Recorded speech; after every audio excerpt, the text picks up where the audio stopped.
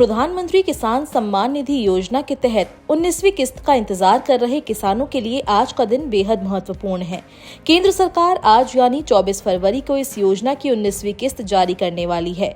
ये योजना छोटे और सीमांत किसानों को आर्थिक सहायता प्रदान करने के उद्देश्य से चलाई जा रही है, जिसके तहत पात्र किसानों को हर साल 6,000 रूपए की वित्तीय मदद दी जाती है।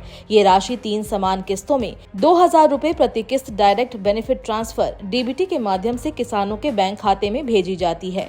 पिछली 18वीं किस्त 5 अक्टूबर 2024 को प्रधानमंत्री नरेंद्र मोदी द्वारा महाराष्ट्र में जारी की गई थी और अब देश भर के करोड़ों किसानों को 19वीं किस्त का बेसब्री से इंतजार है। सरकार ने ये साफ कर दिया है कि इस बार केवल उन्हीं किसानों को किस्त मिलेगी जिन्होंने अपनी ई-केवाईसी प्रक्रिया पूरी कर ली है और जिनका नाम लाभार्थी सूची में मौजूद है। पिछले कुछ महीनों में देखा गया है कि हजारों किसानों की किस्त सिर्फ इस वजह से अटक गई क्योंकि उन्होंने अपनी जानकारी अपडेट नहीं की या फिर उनके दस्तावेज में गड़बड़ी पाई गई। इसलिए अगर कोई किसान ये सुनिश्चित करना चाहता है कि उसे 19वीं किस्त मिले तो उसे अपना ई-केवाईसी पूरा करवाना, लाभार्थी सूची में अपना नाम जांचना और अपने दस्तावेजों में किसी भी प्रकार की त्रुटि को ठीक करवाना बेहद जरूरी है। ई-केवाईसी प्रक्रिया को लेकर सरकार ने 3 तरीके उपलब्ध कराए हैं।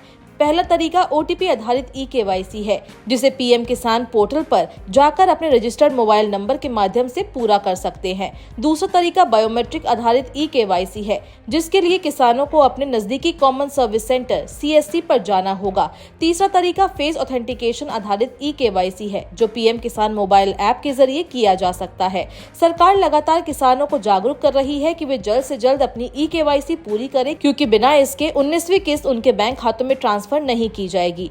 इस बार कई किसान ऐसे हैं जिन्हें ये किस्त नहीं मिलेगी। जो किसान अभी तक फार्मर रजिस्ट्रेशन नहीं करवा पाए, उनके खाते में पैसा नहीं आएगा। इसके अलावा यदि किसी किसान का नाम लाभार्थी सूची में नहीं है तो उसे भी इस योजना का लाभ नहीं मिलेगा। सरकार समय समय पर लाभार्थियों की सूची अपडेट करती है, इसलिए किसानों को पीएम किसान की आधिकारिक वेबसाइट पर जाकर अपना नाम जाँचने की सलाह दी जा रही है। अगर कोई किसान अपने नाम को सूची में नहीं पाता है तो उसे तुरंत कृषि विभाग या CSC केंद्र से संपर्क करना चाहिए।